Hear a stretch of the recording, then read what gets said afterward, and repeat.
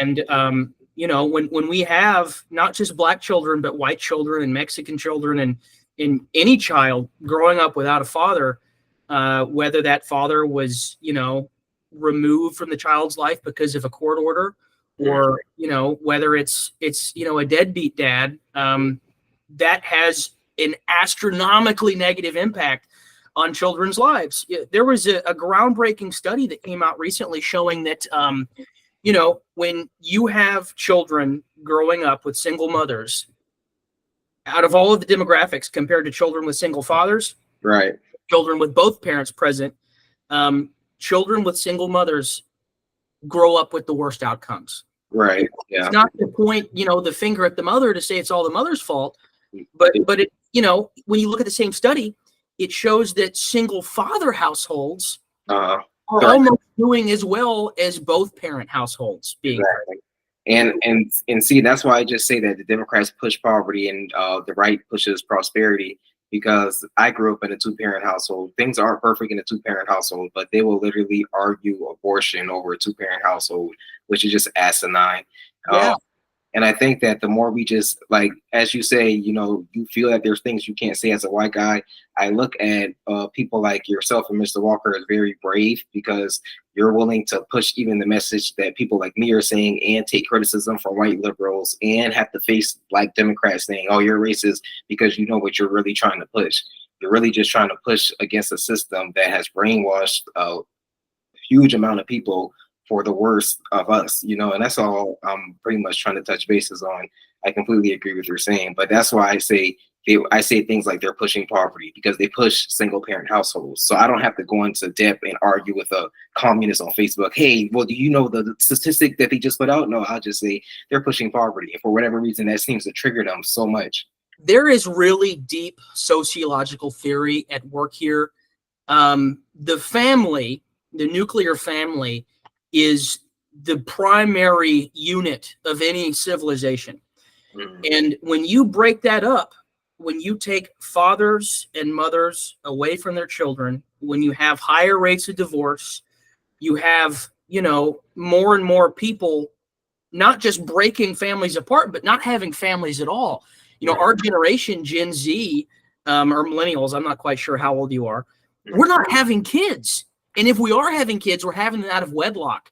Well, in my opinion, with having kids, the ones that should have kids are outpriced. So the people that in my generation that should have kids they have a good mind, a good head on their shoulders, and they're calculating prices, and they're not going to have kids.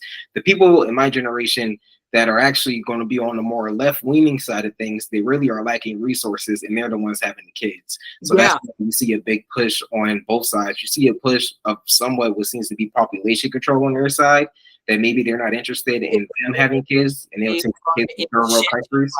We need to get away from incentivizing divorce and single-parent households. We have a system now in the state of South Carolina specifically, where if you are, and I believe this is up to date, Carlton and I were talking about it the other day, maybe he said it to you. If you are a woman, a mother of children, and you have a man in the house with you, you can't receive welfare benefits. Mm-hmm. So it incentivizes the mother to keep the father out of the children's lives. Mm-hmm. You also have in the courts an outdated doctrine, a case law called the tender years doctrine, where the courts are automatically biased and preferential towards giving primary, or in some cases, 100% of the custody of the child to the mother, not because of any fault on the father's part, but because of some arbitrary and scientifically since then disproven idea that the mothers are actually the better parent.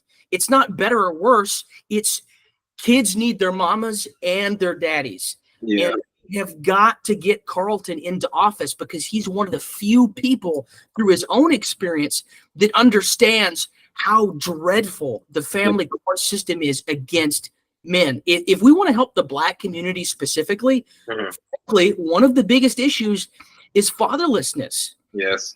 Fatherlessness begets criminal activity because you don't have that strong male figure to teach our boys how to act right. Mamas try their best, but there is no substitute for a strong male father figure to be in the house. And Carlton is so passionate about this issue. I am too. We want to make this right, man. And so anything you can do to help us to get the word out, we've got to raise some funds, because J.A. Moore has got a really, really strong corrupt Democrat machine behind him trying to keep him in office.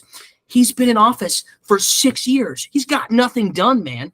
He voted against the bill that protects children from gender transition, right? Right.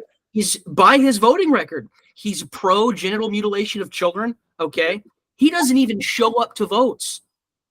Well, he's too busy taking selfies with Kamala, and if you're in the big hedge is, good graces, you can do whatever as far as the Democrats are concerned. Yeah, well, and what happened to his sister is a tragedy. It's absolutely terrible. That what happened at that church will never be forgotten by anybody. It's not a Republican or a Democrat issue. It's people going to their place of worship and being murdered. That shouldn't happen. Mm-hmm. But I will say Carlton also advocates for changes in the law that would have allowed the people at that church to protect themselves. You can't concealed carry at a church without the express permission of the pastor, right? But Carlton supports common sense gun rights legislation that would allow responsible people to carry a weapon into their place of worship to protect themselves and their fellow congregants. That was a tragedy that could have been avoided. Mm-hmm. And that's not something that JA is talking about. He's not talking about letting responsible men. He's not allowed. The Democrats have to push the gun control, no matter what it is, what the situation is. We're victims. Gun control, take everyone's guns, and that's the only way for them. Yeah. He's a guard dog for the Democrat Party. Correct. And they will go to any extent. They will use any type of trauma, anything they can use to keep that guard dog there. It's too much work for them to have to replace the guard dog. I agree. The Carlton and the Republican Party at large are selling prosperity and freedom. Mm-hmm. The Democrat Party is selling the illusion of security and good feelings. I would rather live in a free society where I have the fullest potential to be rewarded for my hard work and to have the ability to protect the people that I love.